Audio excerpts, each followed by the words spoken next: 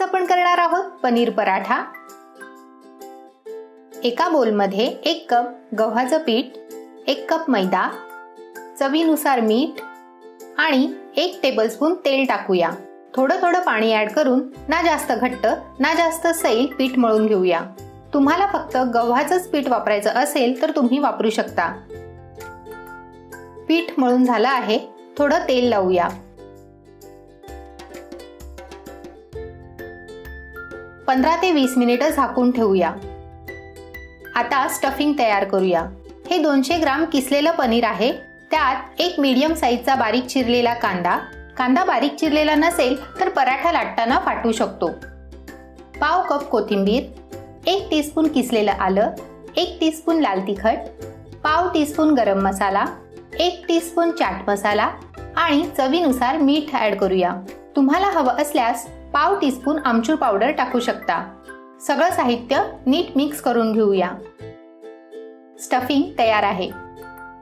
20 मिनिटं झाली आहेत। थोडं तेल लावून पीठ मळून घेऊया।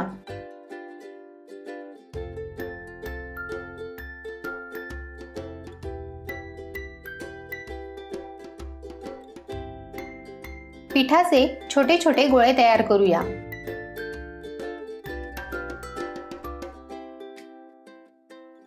आता पिठाचा एक गोळा घेऊया। ह्याप्रमाणे वाटीचा आकार देऊया।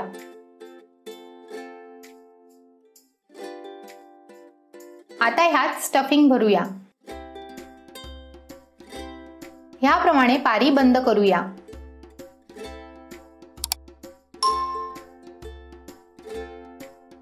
सुकं पीठ लावून घेऊया। हलक्या हाताने थोडं प्रेस करूया। ह्याने स्टफिंग सगळीकडे नीट पसरेल।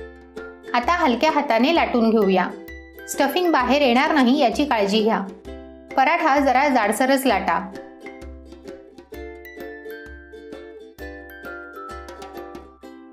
मीडियम फ्लेमवर तवा गरम झाला आहे।